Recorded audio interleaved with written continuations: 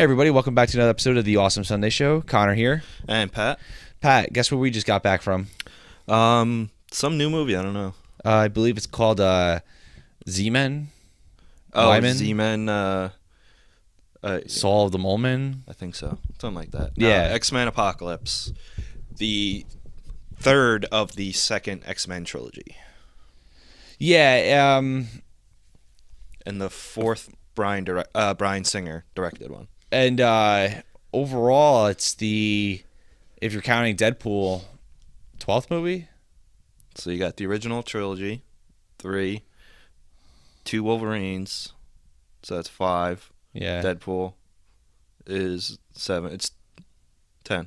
10. Yeah. So this is the 10th movie in the X-Men franchise. Yeah, we should have figured that out before we were recording that. Now we just sound terrible at math. Well, no, we were figuring it out. You know, we're not wrong now. Yeah, now we know for sure that we're right. Yeah. We know how to count. Exactly. Yeah, We fixed ourselves. exactly. So yeah, we just got an X-Men and Days of Future Past. Wow, we just got an X-Men Apocalypse, and so X-Men Apocalypse. How do I put it? It's okay. Okay is a good word to use. It's definitely not as bad as the ratings it's getting. Yeah, it's got a 48%. I don't think it's that bad. No, definitely not. Like it's 70 something maybe, 70, 75. I would give it a solid 65. Mm-hmm. But again, I know like it's based on how many people like it, so like it's not, you can't really put it in like a 100 grade numerical rating system. Really, They do show, but that's the amount of positive reviews it gets. So like pretty much anything that's like a 6 or higher. right? And if you look at the numerical grades, you can see what the average score out of 10 or out of 5 is. Right. Or, and then you got letter grades and stuff, but that's kind of more difficult to... And also, too, you got sometimes at Rotten Tomatoes, like there's reviews that are good and they're marked as rotten. Sometimes, like we've caught that a couple times. Yeah, most recently with Civil War, there was like a few that were like that were actually decent, but they took one criticism that they had and made it that rotten. the review. Yeah. Yeah, and vice versa too. I'll never forget for that movie Boogeyman, one of the worst horror movies ever made. And the positive review said scariest movie ever, or yeah, best horror movie made ever, or whatever. And it's on the front cover, and it's a fresh Rotten Tomatoes. But if you read the review, it's actually a scathing review, and that was a sarcastic line in the reviewer. So it's not. It's still Rotten Tomatoes is still a much better system than Metacritic, in my opinion. Yeah, I think so It's too. pretty close to perfect, but it's not perfect. Yeah, it's flawed. Yeah. I don't know. I don't really go by Metacritic too much. Because even like... I don't like Metacritic. Rotten Tomatoes is better than Metacritic, in my opinion. Yeah, but even like on their number scale, like for every 5, it's still the way they interpret that is ridiculous. Like sometimes they'll put like a 69 out of 100, which is critical acclaim. That's not critical acclaim. Yeah, No. Metacritic is very... I don't know. It's. I feel like it doesn't accurately represent certain movies. Yeah. But anyway, yeah, for X-Men Apocalypse, definitely not as bad as the ratings are saying. You'd give it a 65-ish. I wouldn't go higher than a 75. I'd say But like, I would give the movie 70, soft 75. I'd at give most. the movie itself like a 6, and that's a generous 6. Mhm. Like we were talking in the car, we had, it's about a half hour from the movie theater we went to. We talked for a half hour prior to this podcast about the problems with the movie. Yeah, when we first That's walked out, 1/4 the movie. when we were first leaving the theater, we're like, yeah, it's decent, it's not bad, whatever. And then on the car ride home, we're like, oh, this. Yeah, oh, and maybe a lot it of wasn't as that great. Yeah, it was.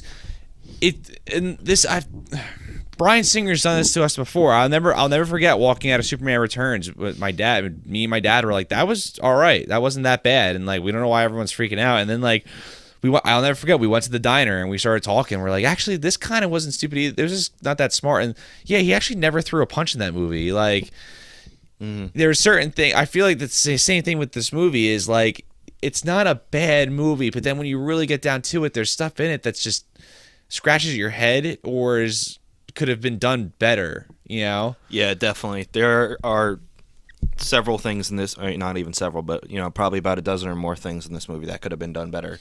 I mean, I guess we could just start from the beginning, really. Yeah. All right.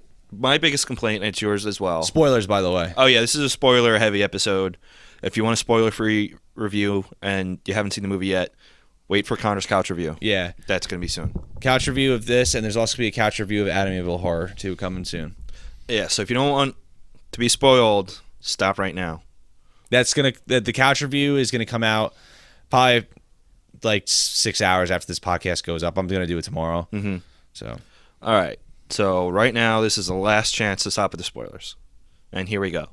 All right. Our biggest problem, and one that our friend Anthony D'Elia has shared, is What's up, Anthony?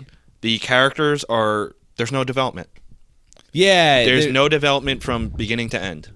I was trying to connect to so many characters for something, just to be emotionally invested in a movie that we both paid $12.51 to see, USD. And there was nothing I could, because the story was very point A to point B. Mm-hmm. So, and that's not bad, but like usually if it's a strong story, you're invested in the story, and if it's a weak, or not, I don't want to say weak, but a standard story, you're invested in the characters. Mm-hmm. Usually directors choose between both. Very few directors can handle both at a very well paced. I couldn't connect to anything, and it was just kind of like, I felt like I was like watching a nostalgic 90s cartoon. I was like, all right, like it's not that good, but it's not terrible. Kind of like the cartoon. Yeah. Like, I really like the cartoon. I really like it. The problem now watching the cartoon is it's really a product of its time, because it's so 90s based that like it doesn't age well. Yeah. But other than that, it's got a great message about prejudice and everything like that, but, and that's another problem with the movie too, is like, all right, we're at movie 10 where prejudice is a problem. Or actually, I shouldn't say movie 10 because Deadpool doesn't really count, and neither do the Wolverine movies. So we're on movie 7 of like humans and mutants, and like that's such a 6. 6? Movie 6. Movie 6? All right, whatever. Two trilogies. 2 trilogies, but then, oh yeah, good point. So yeah, we're on movie 6 of like prejudice and everything like that. And it's like, all right, we get it. Like you've had 6 movies to talk about this. The movie's called X-Men Apocalypse, like, which leads into another issue, which I'm sure we'll bring up in a little bit, about the main villain, and like the I don't need that message again. Like I know it. Like I know it to a T. It was done so well in X-Men 2, like where Iceman is coming out essentially to his parents as a mutant, which is obviously allegorical to something else, and it was done. It was done great. It was done fantastic, and it just was they didn't need to bring it up because it was just not because it's not a good message. It's just it was so poorly done. It was glanced over. And this was the 9th installment we added wrong before. Okay. Just trying to correct ourselves before somebody else does. I know. But let's start with the character development first, because there was only like 2 moments where I felt for any of the characters, and that was, Cyclops when he first encountered his powers and like just, couldn't stop shooting these powerful laser beams out of his eyes. Really? Or 3 moments. Actually, I didn't even feel for him in that one. I felt for him when his brother died, when Havoc died.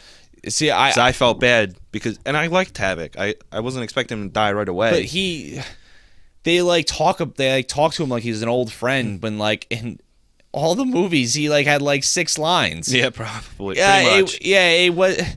It was supposed to be like this big thing, and you don't even see the dead body or No. like anything. Like, and I'm not saying like I have to see a dead body for it to be real, but it's like he kind of just like sits there and cries, and not to mention the fact that there's no way that unless he was like disintegrating before Quicksilver was able to save him, there's no way Quicksilver wouldn't have been able to save him, because he saved each one of those people that were in the room at the time that Apocalypse got there. yeah.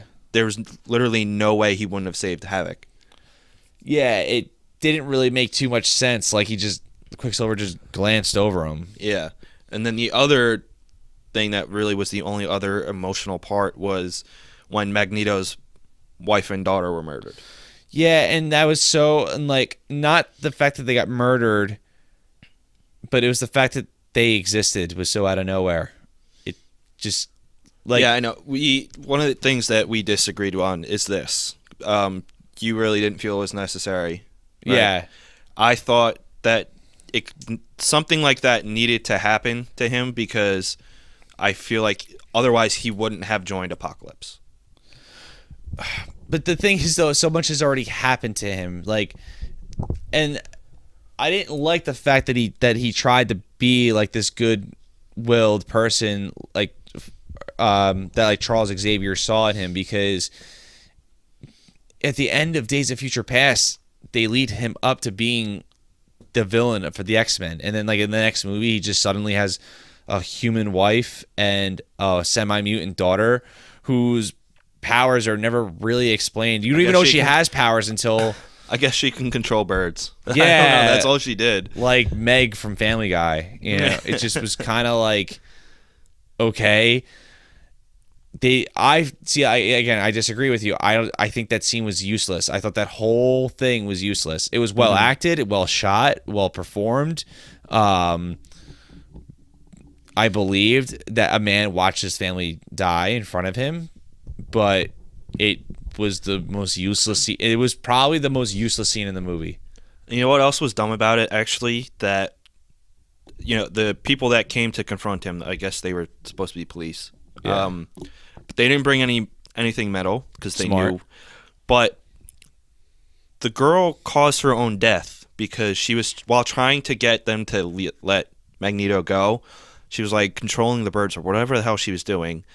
And with that, she distracted the police officers, one who had a bow pulled back, or an arrow pulled back, ready to shoot.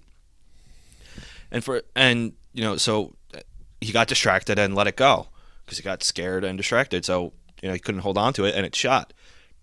But while he had the bow pulled back, I don't know the proper term for it, but the bow didn't seem that long.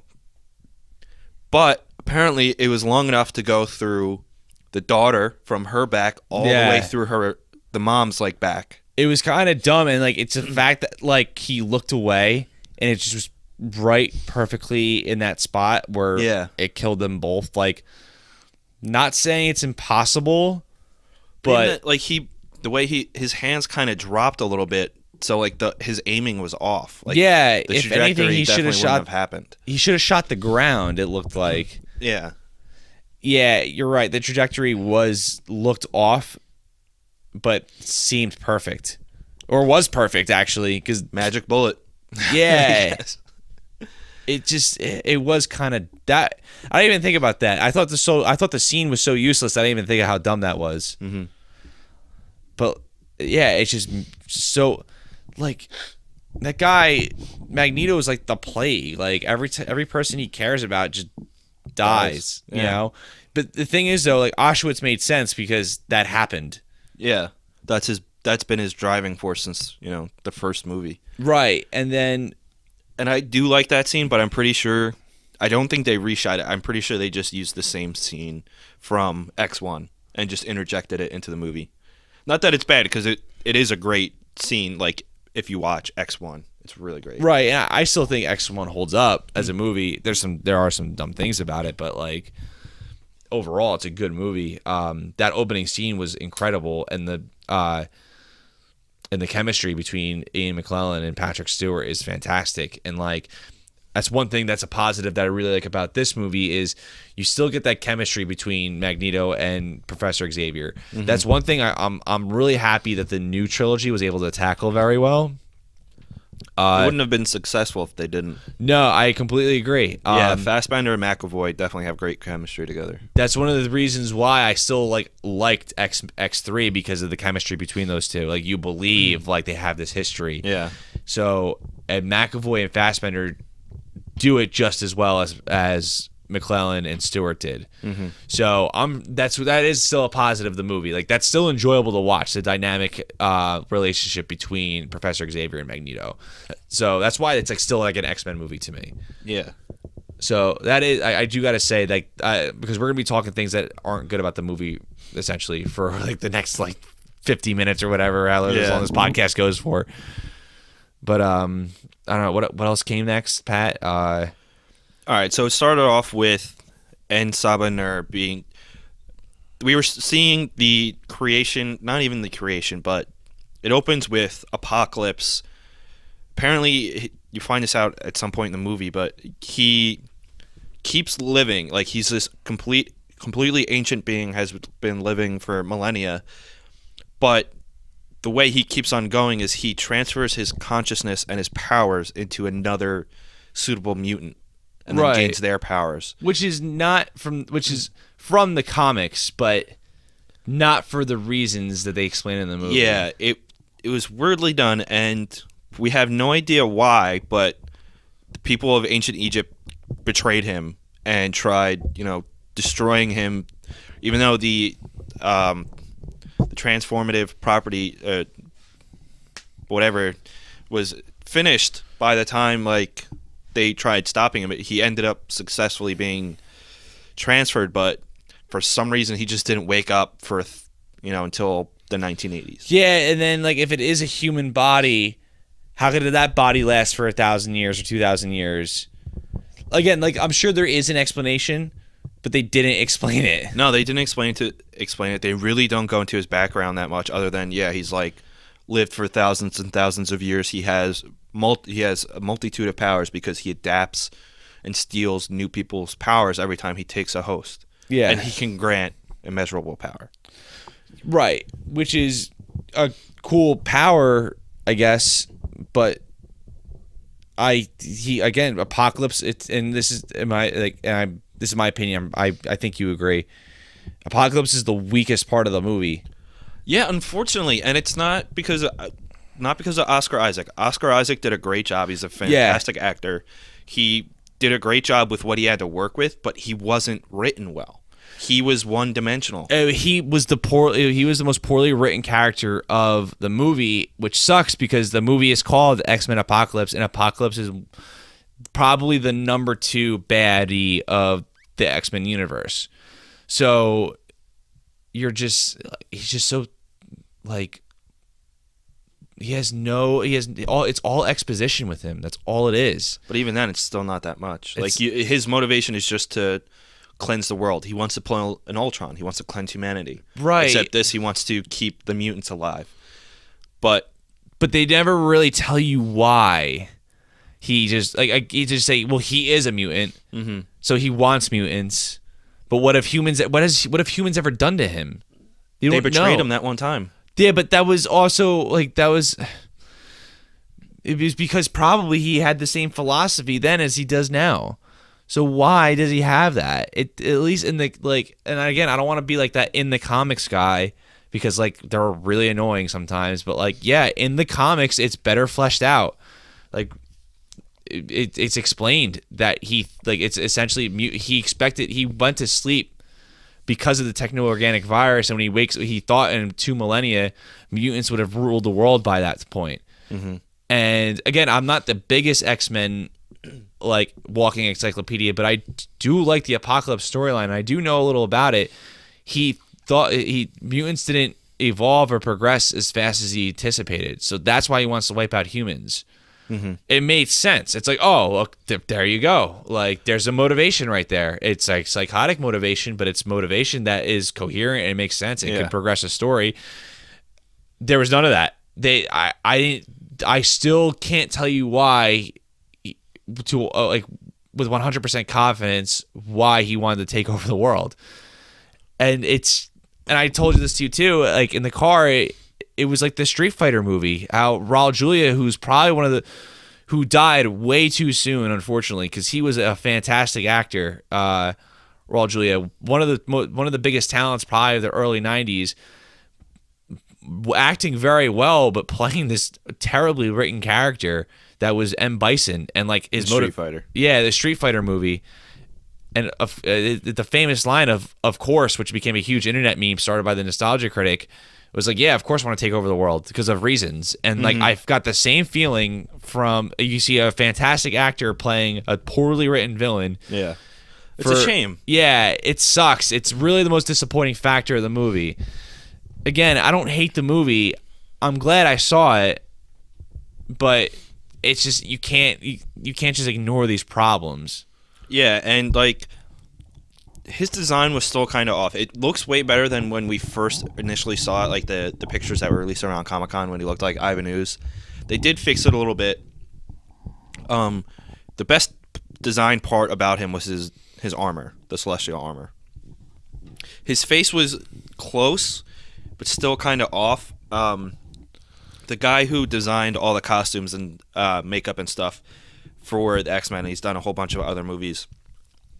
He goes to these conventions and he shows like designs that were used and weren't used, and he had one for Apocalypse that looked much better, but ultimately was set aside for whatever reason.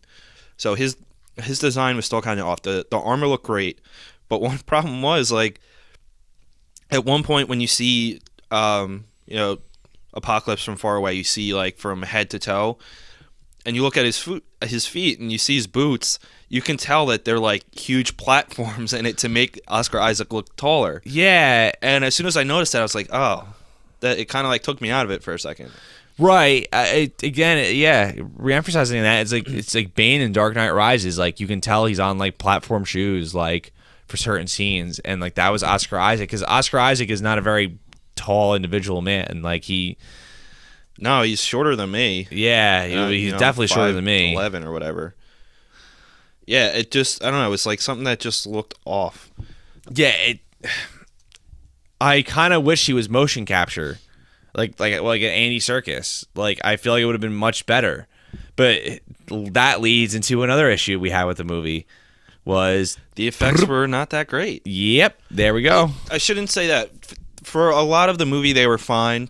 At some points, very good. I've definitely seen worse. But compared to like recent superhero movies, or just recent any movies that really need to use like special effects, Days of Future Past special effects were better than this one. Yeah, these were not fantastic and really at all. And at the end, certain scenes were awkward. Yeah, and at the end when they're showing like after Apocalypse is defeated, and when he's getting killed, those effects were really, really bad. That was awful. Like when they show him basically getting ruined, that just looked terrible. But then at the end, there was this one scene that stuck out like a sore thumb, and it was like these destroyed shipping cranes. They looked like, like not Legos. What was the knockoff? Connect. Or no, it wasn't it. Mega Bloks. Mega Bloks. It looked like Mega Bloks in Microsoft Paint. Yeah, and it was so bad. And it just didn't look real. It looked like it didn't fully render, and like the special effects team just put it in without finishing the actual designs on it. Yeah, and there's a couple things like that throughout the movie, but that was just like at the end, the effects just like, I guess they ran out of budget or stopped caring or something, but they just really downgraded. It looked like. Yeah, it was like so weird, and like going back to the awkward point of I thought was like I almost laughed. Like legitimately almost laughed when Olivia Munn, who played Psylocke pretty well, again for what she had to work with. Yeah. Like I will admit that I don't think Olivia Munn's a great actress, but she did a serviceable job in this movie. For her like 4 lines. Yeah, that entire movie is just so much exposition. Like there's no natural conversation whatsoever. So much exposition, yet no background on any character. Yeah, it's like it was such a step backwards. But yeah, and a really awkward scene of special effects was you see this car flying through, which the car didn't look that bad. It was about to land on Storm, who was a weird choice from one of the 4 Horsemen. I disagree with that, but say this first. Yeah, for the movie universe, I thought. So she does this, like, she cuts through the car and does this front flip, but it's like aerodynamically incorrect, like the way she flips. I know she's a mutant, but it's not like her mutant power has like levitation or super jumping or flying or something like that. Like the way she flips, she like cuts through this car flying through the air, and then like lands as if like a feather landing on a coffee table, like just so elegant and like natural. Well, even when she's going through like right before the car, the way she's coming out in that motion, it looks like she was already in mid flip, like, or it looked like she was doing like a somersault in the air, and with her like back against the car, cut through it instead of like leaping, cutting, then flipping. It looked like she was in like just like doing a roll, and somehow like from it was behind so her, cut green through the car or screened. something like that. Well, I mean that was expected, but the way that the motion, But of it's it was obvious. really bad. Yeah. Like there's a lot of movies that use green screen that you don't notice that there's a green screen. Avengers being one of them. Like a lot of people thought that like they filmed just a lot of those scenes in New York City, which they did, but like a lot of action scenes were just green screen. Well, most of like in the Avengers, like that one bridge, or not even bridge, but like highway that they're standing on, like that's supposed to be in like the center of the city. Yeah. That part was real. The rest of the city, throughout most of the shots, even the part where like, you know, the like Cap and Scarlett Johansson and Thor are like just standing on the ground, everything around them was digitally created. Yeah. Much. And like, And it looked good. yeah, the Jungle Book, that entire thing was digitally created, and it looked great. Yeah, it was awesome. Like literally the whole bare necessity scene was Jon Favreau In a pool. in a pool with the actor that plays Mowgli. Yeah. And Bill Murray like did his line separate. Yeah, he did just a voiceover. Or pretty much he did a voice recording. He wasn't even there, but like yeah, all of that with the exception of Mowgli was 100% digital. And I guess the scenes that involved other humans, but in this, yeah, like the green screen was off on some, but like the sets that were built, you know, the stuff that you can tell was real were well done. Right. Yeah. The character designs, like the Four Horsemen's suits look great. Their armors look very good. Yeah, they look good. Beast, who's my favorite mutant, Hank McCoy, Team Hank, looked good as well. I know some people don't like Nicholas Hoult playing Beast, but I think he's a good choice. I think he's fine at it. That's how I imagine a young Beast. But even though he's been looking like the same age for the past 20 years in this movie timeline, Yeah. which leads to another issue. But Hold on, before we get into that, I want to Yeah. touch back up on. You said you didn't like Storm as one of the Four Horsemen. right. See, I'm going to disagree here because, you know, his goal is to wipe out the Earth, basically cause all this destruction and rebuild it the way he wants. Storm is great as a Four Horseman. You know, they didn't assign which one she was going to be, like death, famine, any of that. Whatever Yeah. the other ones are. They didn't specify that, but that's fine. But she can fit all four of them because she can create natural disasters at will. True. If he really wanted to do it really quick, he could just have her create a bunch of hurricanes, some tsunamis, earthquakes, or she can't do earthquakes, but, you know, all Right. that other shit. And it taking over the world. That's why I think she was fine. It's just that you couldn't appreciate it because all you knew about Storm was she was a little petty thief in some poor-ass country. Or how in old- Egypt. She was like, probably like, she looked like she was like 17. Like, yeah. Well, that actress is definitely older than 17, but again, it looked obvious that she was older than 17, even though I think she was supposed to be a teenager. I'm kind of that's another thing that confused me too was the ages. Yeah, she's 24 in real life. Yeah. Okay. Cool. Because I think she's like gorgeous. That actress. What's her name? Alexandra Shipp. Oh my god! I fell in, like literally. I was like when I was watching that movie, I was like, this girl's hot, and like her haircut was like literally. I was like, that's a fucking dope ass haircut. She can pull off a mohawk. She pulled off a mohawk, but it was like hot, dude. Like I was waiting for like a tattoo sleeve. Like she was like one of those she was one of those girls. Like yeah, I don't know. I can. Justin probably will understand what I'm talking about. But anyway, yeah, I don't know. Their ages are off. Their ages in are the off. new timeline. Like obviously, Days of Future Past changed the timeline. But even then, the ages that they're introducing these newer X-Men and then like some of the Four Horsemen, their ages would not line up Yeah. if that timeline stayed the same, or even if, including leading up to that new timeline by 2016, their ages would not be what they originally was. Yeah, Days of Future Past, and like it's not so much as if like the timeline changed the sequence of events of the proper time that they should have happened, because at the end of Days of Future Past, Wolverine sees everyone in their normal state at the normal time, which is technically the new timeline, but at a later time. Yes. So now you see Jean Grey, Scott Summers, Nightcrawler, Quicksilver. Well, we already saw Quicksilver, but Oh yeah, true. It was in Days of Future Past, but like Yeah. okay, so Nightcrawler, like Mystique, and it's just if anything, they're too old now. well, yes, the way they have them aged in this would make them much older than they were in what would now be the present day of the end of Days of Future Past. Right. They'd be much older. Yeah, they would like it in the begin and like- also Charles and Magneto, their ages line up perfectly. That would fit because they're Absolutely. older as it is, but like it does throw it off, and like the year of their births would not have changed in the timeline. That's not something that changes. no. In any sort of time travel thing, that's not something that changes because it's just not how that works unless they just decided to throw it up like that. But now, like when like Jean Grey, Cyclops and stuff, in this they're already like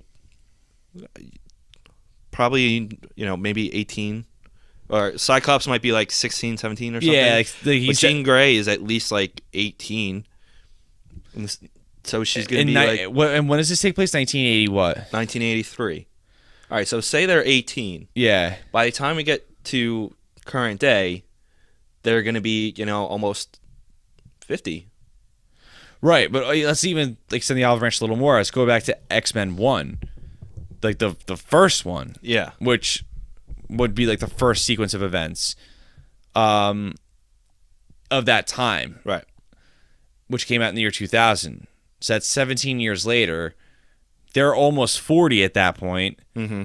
When in the original movie, with the exception of Wolverine, they're all in their mid to late 20s technically. Mm-hmm. And even though they don't tell you the age, like someone's gonna say, well, they don't tell you the age of that. They all look like that. They don't look like none of those actors look like they're in their 40s. Yeah. Or at least Sure. they're not supposed to look like that. Besides Wolverine, I'm sorry, Jean Grey, Storm, they're not 50 or 40 in those movies. So it just didn't make sense age-wise either. It was lazy. It was very lazy. Yeah, there's a lot of inconsistencies even in setting up a new timeline. There's still inconsistencies, and like the Weapon X program, like when we see Wolverine's cameo, which I'm glad was very short. As much as I, love Wolverine and Hugh Jackman as Wolverine, I'm glad it was short. Yeah, it honestly, that didn't even need to be in there, that scene. It didn't, and even if they were going to keep it like that, putting in the trailers like it was a spoil, like Was too it much shouldn't of have a been in the trailer. tease. Yeah, it shouldn't have been in the trailer. It would have been much more appreciated if we had found out about it anyway. But I still think they might be moving up the timeline with that because they're already establishing that Weapon X was pretty much completed and that he had been there for a while. Right. Meanwhile, like in X-Men Origins, he got out like almost right away after being, experimented on. Right. Yeah. So, but this is also a new timeline. So like everything from the Wolverine back doesn't really count now. Yeah. It still doesn't really make sense though. Yeah, and that's just like some of the other consistencies. There's some continuity errors within the movie. Like there's this one scene that after the mansion gets destroyed, Nightcrawler, Jubilee, Cyclops, and Jean Grey are driving back from the mall, and they The mall? see, The mole. oh yeah, Nightcrawler, know what a mole is. yeah, and so they're pulling up. They see like these military people land, led by General Stryker. And so then they hide behind one of, this pile of rubble, and all four of them do. But then they show the military after they knock out the rest of the people on the property with whatever sonic technology it was. They cut back to a soldier walking over towards those four kids, and Jubilee's not there. Yeah, When she just was there, and then 2 seconds later, we see her on the lawn knocked out when everybody was knocked out and she was, 300 feet away or whatever. Yep. Just like a small little continuity error. And you know what? Speaking of Jubilee, did not need to be in this movie at all. Nope, did not need to be in this movie. She never needed to be created because she's an annoying terrible character. I think she's an awful character. I don't know how, like... Yeah, she sucks. I'm sorry. I'm not... Might as well be called understand. Sparkles. Yeah, I understand. There's people who like Jubilee, but I'm sorry. I think she is the weakest X-Men character out there, and I know there's weaker ones than her technically, but she sucks. I'm sorry, and like the fact she did not need to be in this movie. Yeah, she's not good, and apparently, some of her scenes were cut. So there's going to be more of her in like deleted scenes, but why? Yeah, there's She no doesn't reason. serve a purpose. I think she was just there because she looked the most 80s design-wise out of anybody else. Yeah, Like her costume. it was And dumb. her hair. Like that, I think that's what it was, but Besides her, you would never know this is an 80s movie. Everyone looks like they're like today. nobody really looks like typical like 80s style. Yeah, pretty much. there's just everyone's like you literally could have told me if you told me this movie didn't take place in the 80s, it took place in 2016. I would have believed you. I would have been like, how come no one has a cell phone? But I would have believed you. Well, I mean, Storm did say the 80s, and like a couple other people did, but Yeah, still, because they had to upon not tell paying you. attention to that. Yeah, Yeah, they had to tell you, and I probably would have forgotten that if I was just a normal moviegoer. And so most moviegoers, I don't think will remember that. Yeah, like Professor Xavier, I know it's not an Apple Watch or a smartwatch, but it looks like he has one. yeah. I guess it was one of the first digital watches or whatever. Unless it was like a communicator, but then I don't think he never uses the communicator. He doesn't need the He communicator. doesn't need a communicator. Yeah, like there was just a lot of inconsistencies between this and Days of the Future Past, and in the movie itself. I do like, though, I mean, like, the cast with what they had to work with was great. Fassbender and McAvoy, as always, are fantastic. Yep. They're two terrific actors, and I think Michael Fassbender is one of the best actors of his generation. Yep. And will continue to be so. And McAvoy's, just as great. He's fantastic. And a lot of people prior to this movie, we mentioned this in our like preview for this, were hating on Jennifer Lawrence before they even saw this. Yep. I don't think she was bad in it. I don't think she was any worse than she was in the other ones. No, I don't think it showed any lack of talent in any of them. If whatsoever. there's any complaints to be made, it's about the writing for her character. Yes, But every character was just written not well. yeah, it was just very flavor of the minute with them, and like it flavor of the week at an accelerating factor. It's like, oh, we got Beast in here, and we got Storm, and we got Psylocke, and we got this, but none of them are fleshed out, so you have nothing to connect to. Yeah, and like you would think with, obviously with Apocalypse, but let alone like Jean Grey, one of the most popular, most important, and strongest mutants there is. Yep. You just know that she's extremely talented and powerful telepathic and telekinetic. You really don't know anything else about her other than, she's scared of her dreams. And the one reason being, like, we only see her have one dream, and that's of the destruction that Apocalypse will cause. A premonition, more so. And that was it. And with that, that's fine. But you don't know enough about her to start to care about her. Nothing. And I feel she was probably the most underutilized character in the movie. Yeah. And then I guess we can get into then like her just her in general, like how Apocalypse is defeated. which was like kind of anticlimactic as far as especially when it comes to the. Am I missing something? Well, I just want to continue with this point. And then Okay, then yeah, absolutely. Yeah, like Professor X, Beast, and she pretty much even said it herself. She's extremely powerful. Professor X said it a couple times. She's probably like the strongest mind in the world, he said. Yep. Debatable if he's stronger than her or not, but she's incredibly powerful. Yeah. They said it several times, but throughout the movie, she really didn't do much until the last like 3 minutes.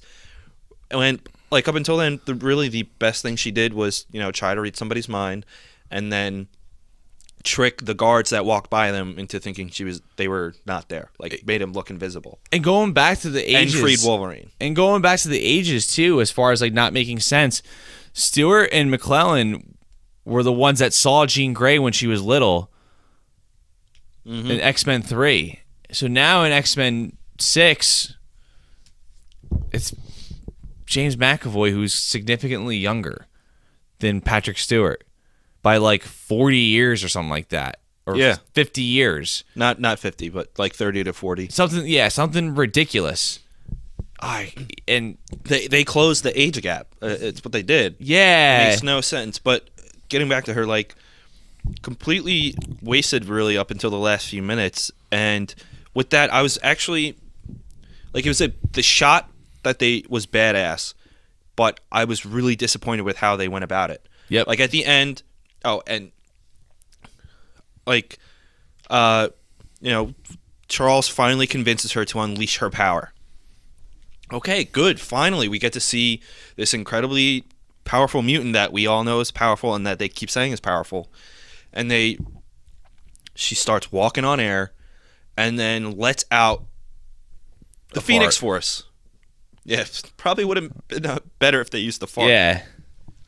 Yeah, she unleashes the Phoenix Force. She unleashes the Phoenix Force, which is one of, a huge entity. Thanos is scared of the Phoenix Force. It's a huge entity in the X-Men history. Yep. And has caused a whole lot of problems and has produced some amazing storylines, particularly with Jean Grey.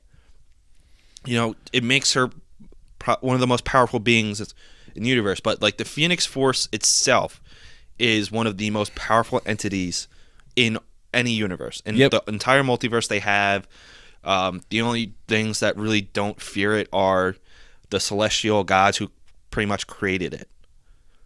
But like Thanos is scared of it, Galactus. It's this terrifying force, and when she gets possessed by, when she has it, she's possessed by it. She becomes dark. That's why they refer to her as Dark Phoenix. She becomes insane and uncontrollable. But in this, first of all, we don't know when she got it, how long she's had it for.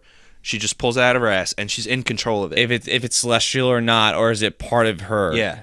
Which is this mistake that X-Men 3 did. They're like, the Phoenix is inside Jean Grey. Yeah. With this, Jean is not herself when possessed by this. She can't control it. It controls her. Yep. 100%. And the fact that they just pulled it out of their ass like that, and that it really just wiped, pretty much disintegrated Apocalypse and not everyone else around it, was kind of ridiculous. And then she just brought it back in. That's it. So for someone who doesn't have control of their powers, it seems like you have pretty big control of the Phoenix Force. It's one of the most powerful forces in the universe. Yep. And this is where some background would help for fleshed out characters, had they even touched upon that at all, or waited until the next X-Men movie to do that. Yeah. Because that's a huge storyline, in itself. You can make an entire movie or 2 movies or whatever out of it. Yeah, they should have made 2 movies of this. Like, they just needed a Deus Ex Machina, but this was the one that, like, out of all the Deus Ex Machinas you could ever think of, which is, like a basically like an out of nowhere last minute saver type thing. Yeah. It makes no sense. The Deus Ex Machina and Billy Madison makes more sense than the Deus Ex Machina in X-Men Apocalypse. I think that was one of the worst decisions they could have done. Yeah, it just was so out there. There was no hint.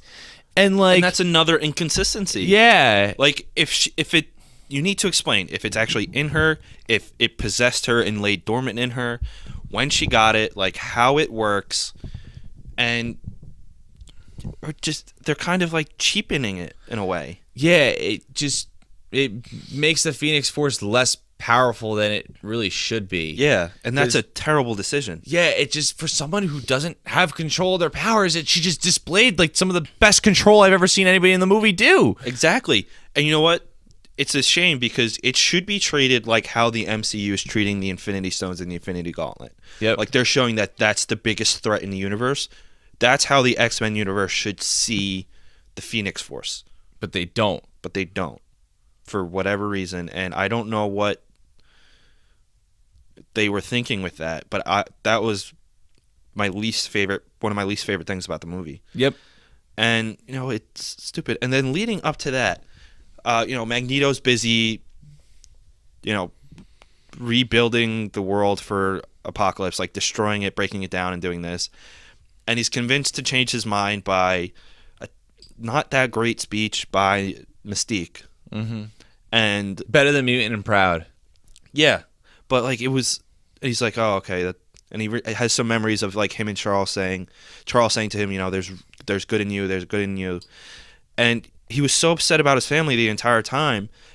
And Quicksilver is his son, and Quicksilver knows it. Quicksilver should have said something. Had he said, you do have family, I'm part of your family, I'm your son, or whatever, however they wanted to use that would have been something that makes more sense to change his mind. Yeah, it's just the motivations in this movie were not valid at all. No, nothing. Not like Apocalypse's reasoning was never valid. Never had any valid substance. The Phoenix Force is whatever. Just the overall movie. Even the other three horsemen, like Storm. I can't tell you what the plot of the movie is besides Apocalypse wanted to take over the Earth. Like, that's it. Yeah, you know what? Even the pacing of which they did that, I didn't really like. I feel like it was the pace was completely inconsistent. The tone of the movie kind of, I don't know, was not consistent. Like, maybe it was editing or just poor writing. Like, you could probably attribute a lot of these problems to poor writing other than the effects. I don't think it was Bryan Singer's fault. I think Bryan Singer did a great job for what he had to work with. Yeah, he did, a commendable job. At the same time, you would think with how successful he's been with the X-Men movies, he would have much more control and would be like, hey, listen, this needs to change, blah, blah, blah. Yeah. And, like, he may not have written a screenplay, but he's the director. He was obviously a producer. He came up with the story. Mm-hmm. Look at what happened with Days of Future Past. That came out amazing. Critically and fan-wise, it's the best X-Men movie. Yep. And it's one of the best superhero movies. If he can pull that off, there's no reason that he couldn't have fixed this movie. Yeah, I agree. But I think they were on a huge time constraint. It shows. There was just so many issues with it. And, like... The amount of issues we have with this movie, like, is kind of funny because it almost... we should be hating this movie, but I don't. I really don't. I don't hate it. I'm disappointed. Yeah, I'm very disappointed. It's not bad. You should go see it, but don't expect Days of Future Past. Yeah, don't expect Days of Future Past. Don't expect X2. Like, don't expect your beliefs to be challenged. And not every movie has to do that. But like, this is X-Men. Like, that's exactly what it stands for. Out of this new trilogy, it's the weakest, easily, I think. Yeah. I don't know which one is worse, though, X3 or this one. Not counting Origins Wolverine. I think this one has had way more potential to be great because of, the problems we named. And it's not an inherently bad movie, but in my opinion, X3 is just a bad movie. Right. Again, we talked about I like X3 more than most people, but yeah, I would never say it's really a good movie. Been good, and like we brought it up in the car, but like when we saw Batman vs Superman, you in particular, like that movie is severely flawed, but it does have some of the same problems, but it was just there was nothing good enough to that movie to make us not hate it, Yeah. but just dislike it. I think in here, it's something like Spider-Man 3. There's a good movie in there somewhere. Yep, I 100% agree. There is a good movie somewhere in Spider-Man 3. But with this, what was good, made up enough for what didn't work and what didn't make sense. Whereas like in Batman vs. Superman, it didn't. Yeah, it just didn't make sense. Batman vs. Superman is light years ahead of being one of the worst movies ever I've seen in theater. Like, it's just like, I just think of it all the time. Like, there's nothing that comes close to that movie.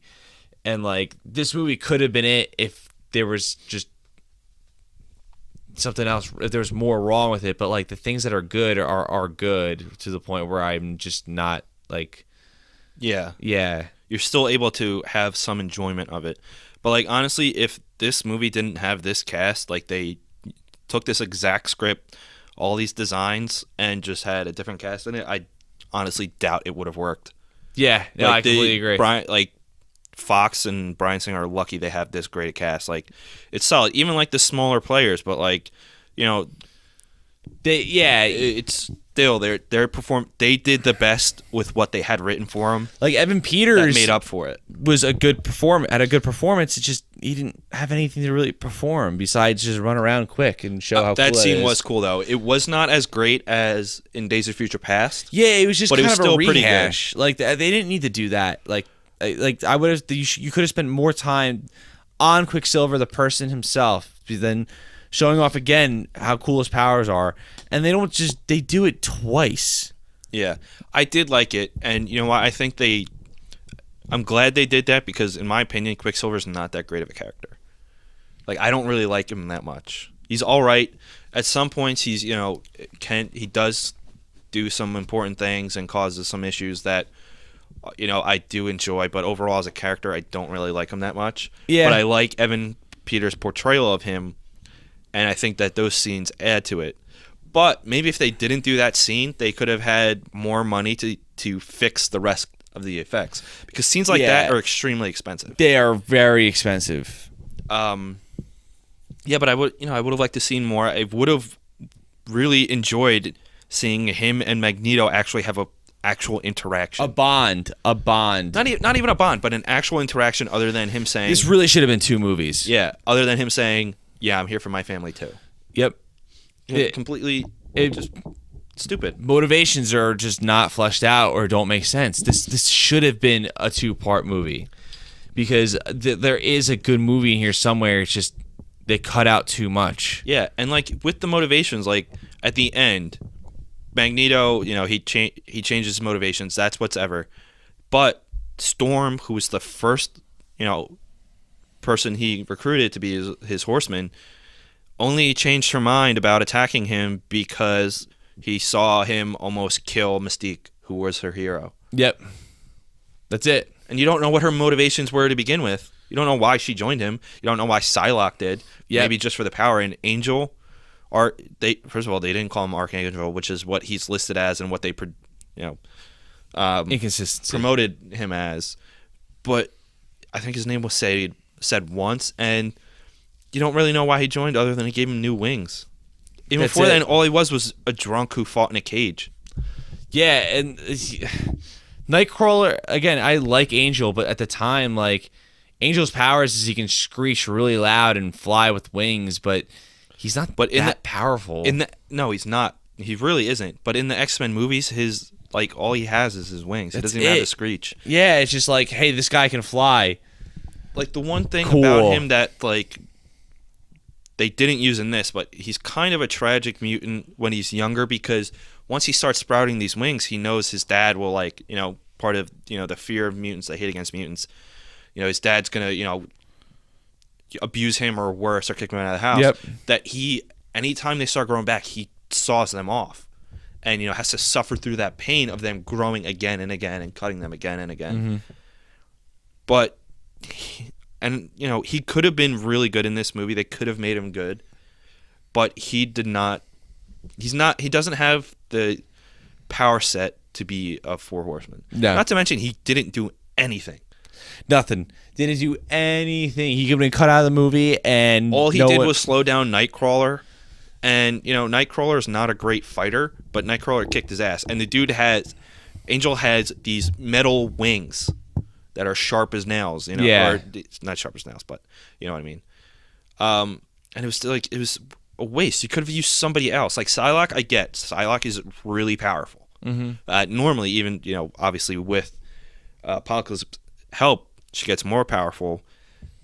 And like Magneto, I get. He's an Omega level mutant, and Storm is, very useful and very powerful, but it just didn't make sense. There's a lot of stuff that didn't make sense. Yeah, it just was there, and like you were just supposed to accept it, but it's hard to swallow. Yeah. And you know what? Something I could have looked past that stuff if the characters were written better, and if there was they were fleshed out. I would have looked over the other inconsistencies. Same. But my biggest gripe is how poorly written the characters were. Yep. And especially Apocalypse, that's very disappointing. Very, very disappointing. I'm sorry, go ahead. No, it's fine. I was about to say I don't really know what else I could say about the movie. It's shot very well. It's acted very well. The direction is great because it's Bryan Singer, but when it comes to the special effects, fight choreography, and character development and story, it was weak. It was really, really weak.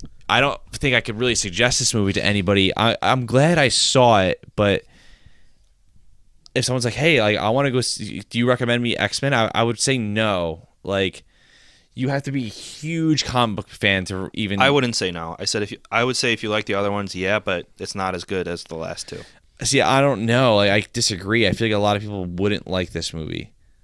And it's got a 40... I think it might be like a 50-50 kind of thing. Like, down the middle, like half like it, half don't. I guess I'm on the I like it train. Yeah. Because I do. But I would never defend it as a, I liked it more before I started thinking about it. Yeah. Which, some people might be the case for some people. But let's talk about that post-credit scene. Yeah. This is supposedly included to set up the next Wolverine movie. Which is who we're foreshadowing. Yes. But it takes place during this movie, so I don't know if the Wolverine 3, the third Wolverine movie, is supposed to be Old Man Logan, which is I forget what the exact year it is, but it takes place from what we would be now, it's 30 years or something, right? Post-apocalyptic. So I don't know how that's going to work out, but it takes place right after the X-Men leave the base, pretty much, and it's these men show up, and they're from the Essex Corporation, and they go to collect this blood sample marked Weapon X. Yep. And the Essex Corporation is actually created by a big X-Men villain, Mr. Sinister. Yes. Who I'm surprised we haven't seen yet, but I guess he's going to be the villain. He might be the villain in Wolverine 3, or he can be the villain in the next X-Men movie. I doubt it. But he'll be in sometime in the future. I don't know. But with that blood from Weapon X, they're going to create X-23. X-23, the female Wolverine. Yeah, who's cool as hell. She is really good. I like her. Yeah. She's badass. She's badass. She's got the powers of Wolverine. She has more extensive training than Wolverine. Yeah. And she has 2 claws coming out of her hands and 1 out of her foot, which is really efficient. Yeah. Yeah. But yeah, that's something that's going to be very big, and if it does indeed factor into Wolverine 3, it's going to set up some shit. Or it's just going to, be used for when Hugh Jackman's done. They're going to bring in the female Wolverine. Yeah. That might be a good idea. Yeah. So with this movie, I mean, that's about as much as I really can say about the movie itself. But with this movie, the contracts of the main 4 actors, or I don't know about Nicholas Hoult, actually, but for James McAvoy, Fassbender, and Jennifer Lawrence, their contracts are up with this movie. Yes. And now Jennifer Lawrence has gone back and forth about whether or not she's going to come back. And then last week or something, she said that her, Fassbender, and McAvoy agreed that like if one of them doesn't come back, the other two aren't going to go back. Okay. So we don't know if that's actually what it is or she was just saying that. Do you expect any of the three to be back? No, I don't know. I don't know. It depends. I expect Fassbender and McAvoy. I don't expect. I don't expect J-Law. I wouldn't be surprised if she doesn't come back. Right. But I think it'd be a huge problem unless they recast the roles if McAvoy and Fassbender don't come back. I mean, I don't think they would have a problem recasting. They've done it already. Yeah, but that's for Fits the story. It fits the story. Yeah, exactly. Good point. And the next movie is supposed to take place in the 90s. But I don't think, especially with Professor X, you can't have an X-Men movie without Professor X. You just can't do it. And, Magneto, I don't think that you could really do one without him because he's extremely important to the X-Men and to mutants. Yeah. But it's not X-Men without Professor X, who's he's the leader of the X-Men. Yep. Yeah. The X-Men are his, students, his children. Brings them together. So if they don't come back and they don't recast the roles, I think that'd be foolish. Yes. Yeah, I guess you're right. I see your point. But like they could do without Mystique. And Mystique's role in the last three movies has been criticized by a lot of people because they're like, oh, they're just doing it because it's Jennifer Lawrence.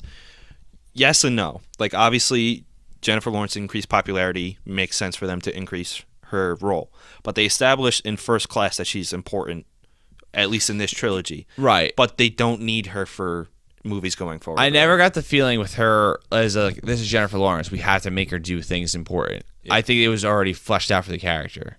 Yeah. But she's a character that they really don't need going forward. Yeah. Like her loss would not be hugely significant to the story. It might affect some of the characters, in a negative way, but I think overall they could survive without her. Right. But Professor X and Magneto, definitely not. Nope. And before, I didn't just saw this, but we didn't know which of the Four Horsemen were which because they didn't mention it in the movie. But Magneto was War. Psylocke is Pestilence. Storm is Famine. That makes sense because she can easily cause that. And then this one is stupid. Archangel is Death. Doesn't kill anybody. He doesn't kill anybody. He's not that powerful, really. And I guess it's just to, go on the opposite side of spectrum of what his name is supposed to be. Yeah. And he got his ass kicked. Like, he didn't really... Yeah, he sucked. Like, at least Psylocke kicked some ass, and Storm, did a lot, especially at the end. Magneto's Magneto. So I don't really know how to feel about the future of the X-Men movies. Not, like, Deadpool or anything. I know that's going to be good, but, like, the X-Men team movies. I'm not sure. Yeah, I'm not sure either. I mean, again, they've been it's been mostly good. 4 out of 6 are really good. Yeah, I agree. So it's right now it's there's more good. So why? If you're that's just the regular X-Men movies, Deadpool and the Wolverine are still good movies. Well, the Wolverine's all right. It's not great. It's decent. Better. It's better than a lot of other movies that come out. I mean, it's certainly better sucked. than I didn't Origins. like the ending. Yeah, the ending was terrible.